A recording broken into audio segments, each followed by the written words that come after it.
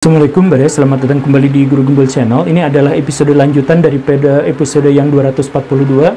Bahkan dibuatnya pun di waktu yang bersamaan dan sebenarnya ada dalam satu kesatuan video. Tapi karena durasinya terlalu panjang, jadi saya memutuskan untuk bikin jadi dua episode. Nah, seperti yang kita tahu bahwa akhir-akhir ini memang ada sebuah hipotesis yang menjelaskan bahwa Nabi Muhammad itu tidak dilahirkan di Mekah, dan karena itu Masjidil Haram juga tidak pernah ada di situ awal mulanya. Tetapi baik Masjidil Haram maupun tempat kelahiran Nabi Muhammad dan kehidupan Nabi Muhammad awal-awal itu terjadinya di Petra. Hipotesis ini dikemukakan oleh seorang yang bernama Dan Gibson. Beliau bukan ilmuwan, bukan peneliti, dan tidak ada dalam naungan lembaga akademis tertentu. Tetapi demi mencari kebenaran, dia kemudian berusaha untuk menemukan bahwa Petra itu adalah Mekah yang sesungguhnya. Nah, kan ada 4 argumentasi yang dia ajukan. Yang pertama itu adalah bahwa tidak pernah ada peta atau catatan sama sekali tentang Mekah di zaman itu. Kemudian yang kedua adalah bahwa catatan-catatan yang disebutkan di dalam hadis tentang Mekah itu justru menggambarkan sesuatu yang sama sekali berlainan dengan Mekah yang seperti kita ketahui saat ini.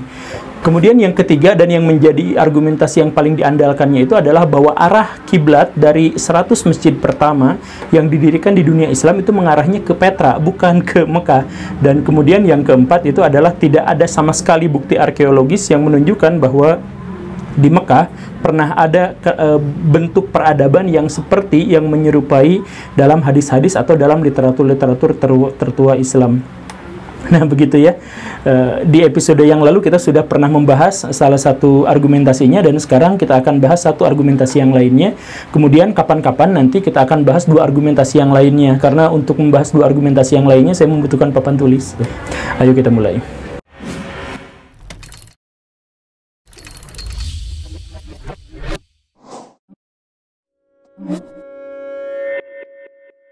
Kemudian argumentasi pertama Dan Gibson yang menjelaskan bahwa Mekah itu tidak pernah ada dalam peta manapun di dunia dan tidak pernah ada dalam catatan manapun di dunia yang menunjukkan bahwa Mekah itu memang hoaks, Mekah itu palsu, Mekah yang semestinya ada pada waktu itu adanya di Petra.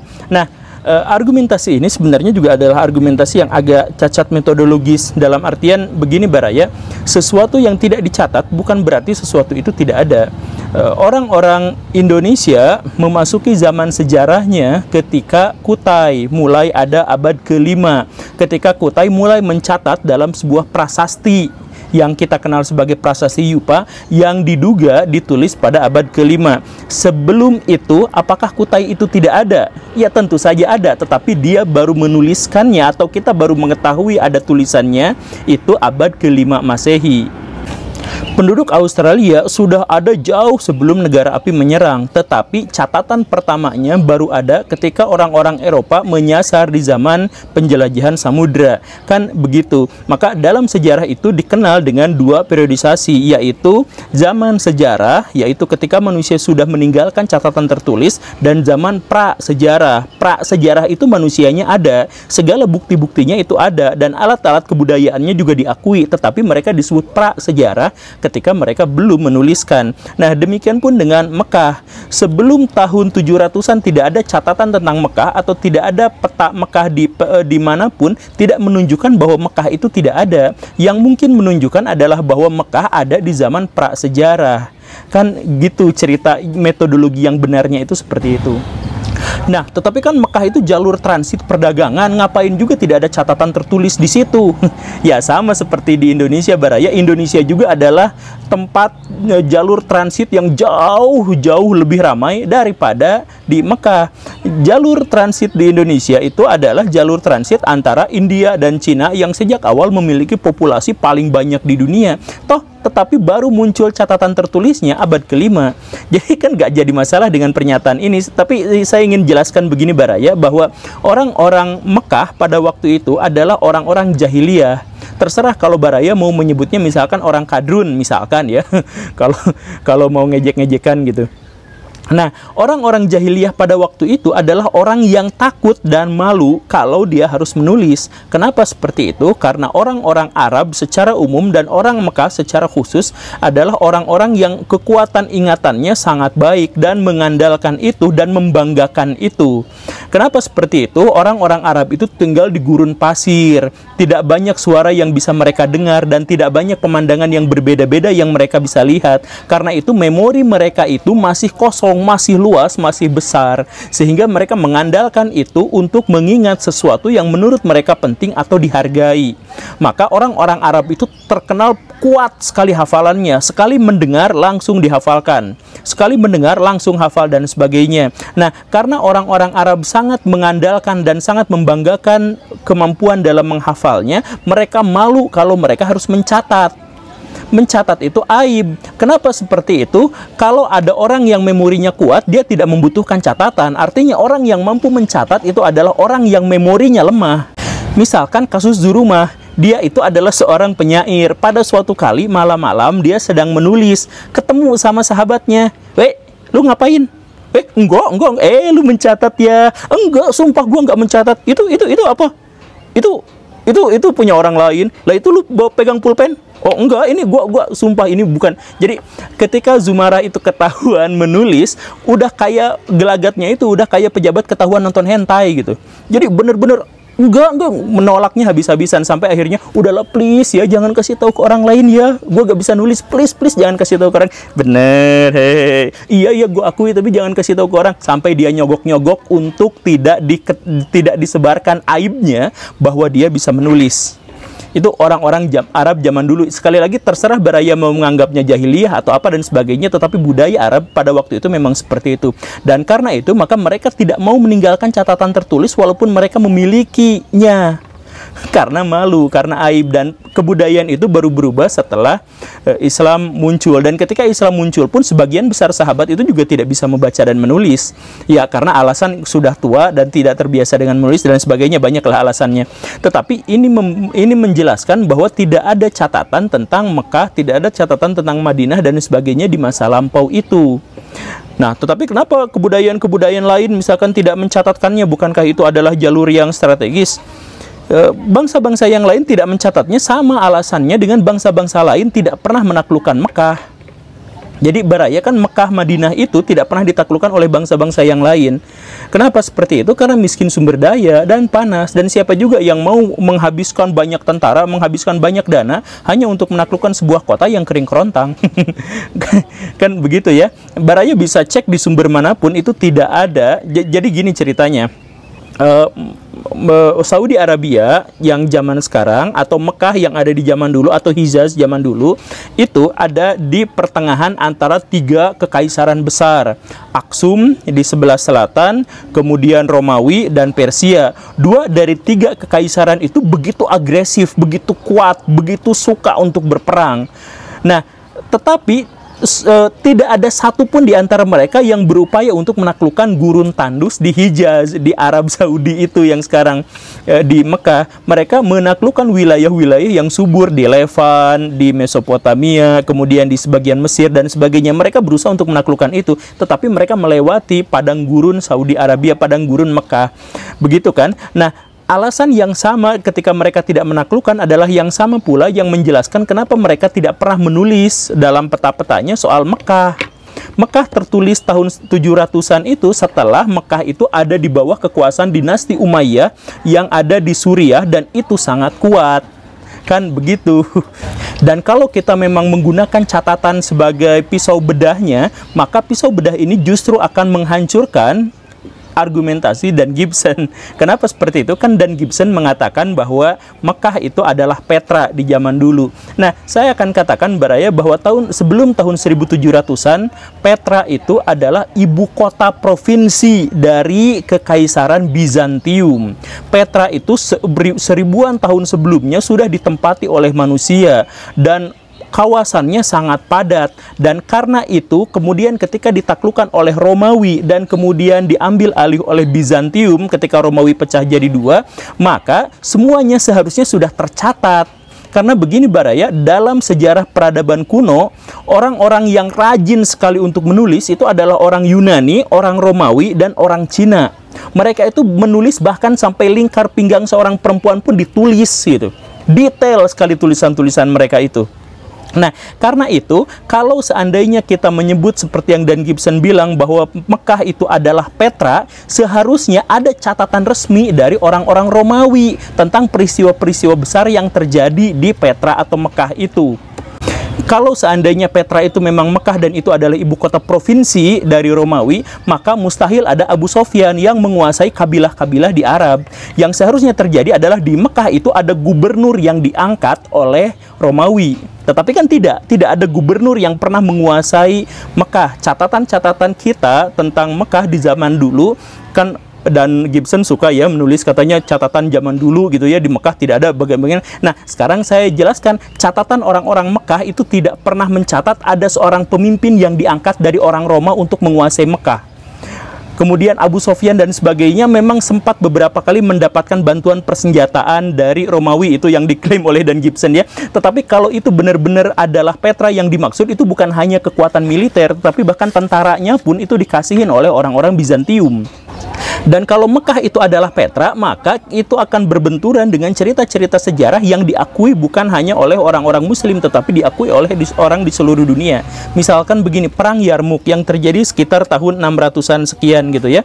Perang Yarmuk itu apa? Perang Yarmuk itu adalah perang antara orang-orang Islam dengan orang-orang Romawi. Seandainya Petra itu adalah Mekah, maka tidak mungkin perang itu terjadi.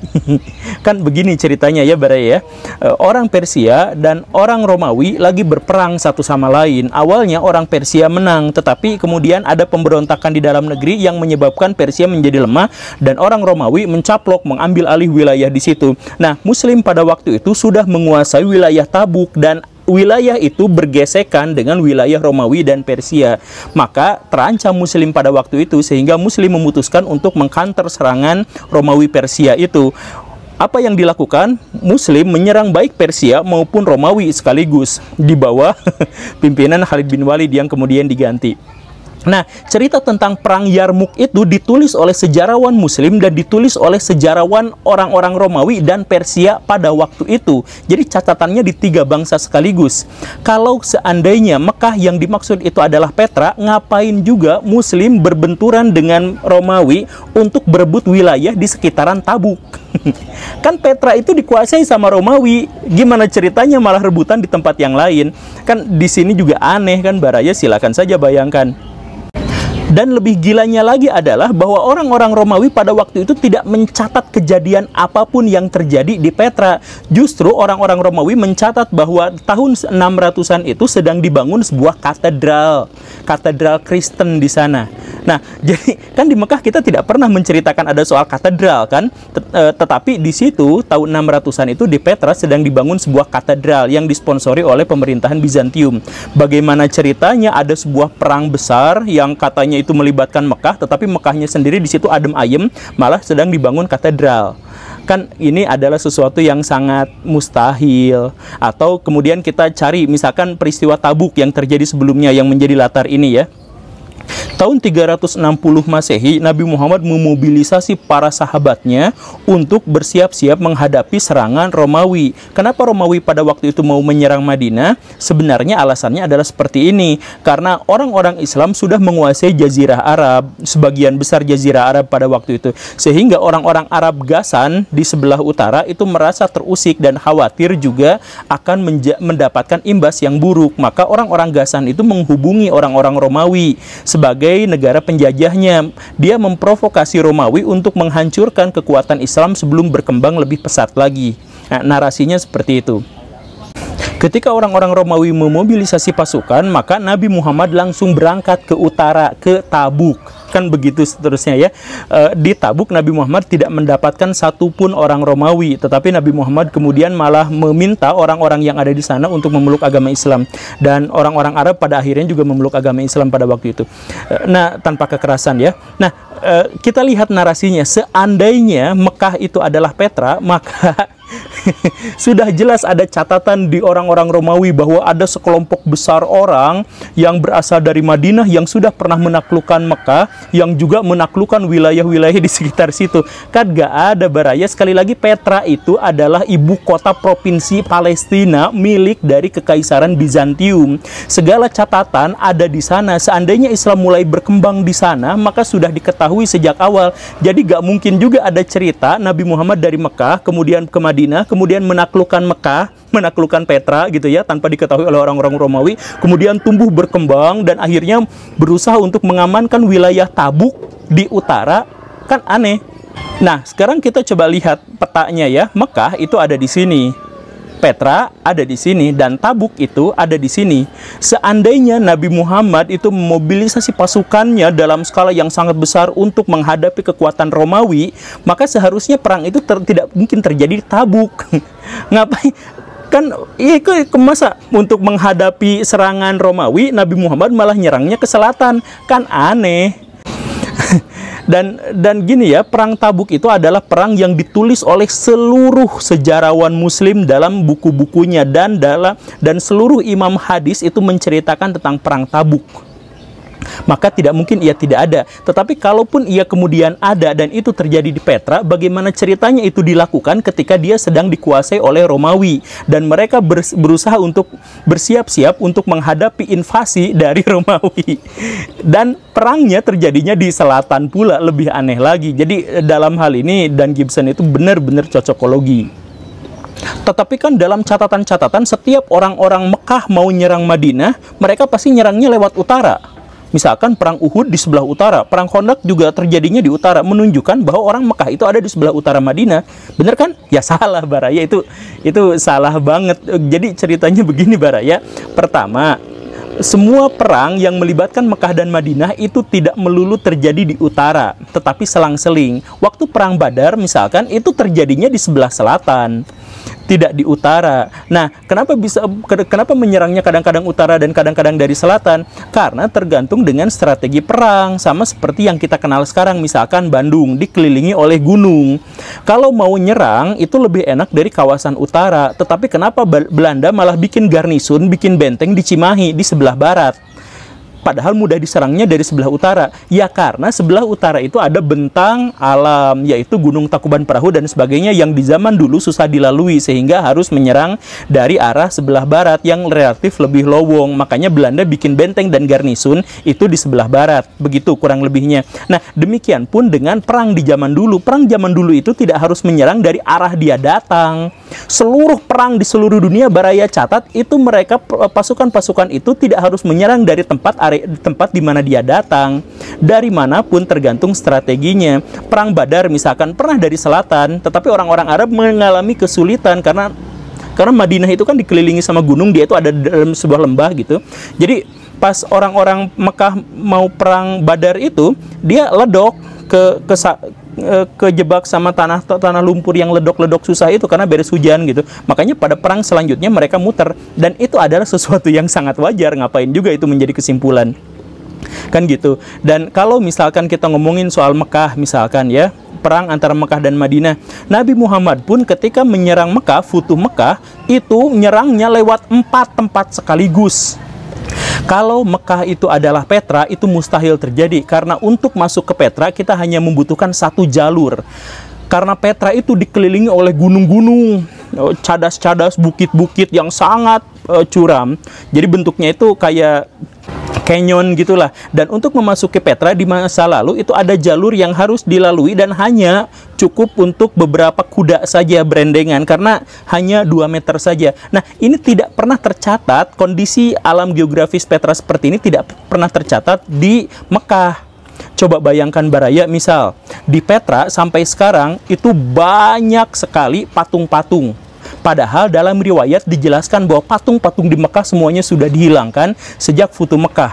Kemudian patung-patung yang dimaksud itu coraknya Helenistik. corak Yunani banget, karena memang dikuasainya oleh Bizantium kan, yang coraknya Yunani banget. Maka patung-patung di Petra ya seperti yang kita lihat sekarang, itu budaya Helenistiknya kuat sekali. Di Arab Saudi itu sama sekali tidak ada patung berbudaya Helenistik. Memang ada patung, tetapi patungnya berbentuk patung Arab seperti yang kita kenal sekarang, bukan patung Helenistik. Nah, kemudian Petra juga digambarkan sampai sekarang bisa kita lihat punya amfiteater, kemudian punya gedung-gedung, punya bangunan-bangunan yang diukir di dinding. Dan ini sama sekali tidak pernah ada catatan di Mekah soal yang seperti itu. Tidak ada hadis, tidak ada riwayat, tidak ada apapun yang menjelaskan orang-orang Mekah kalau bikin bangunan itu di dinding-dinding gunung. Tidak ada seperti itu. Nah, dengan penjelasan-penjelasan seperti itu, apakah masih ada orang yang percaya bahwa Petra itu Mekah? Petra punya kanal air, punya bendungan-bendungan yang bisa kita ketahui sekarang. Orang Mekah ada nggak yang seperti itu, bendungan atau saluran-saluran air? Kan tidak pernah ada. Dan yang lebih penting lagi, di Petra itu ada sebuah katedral.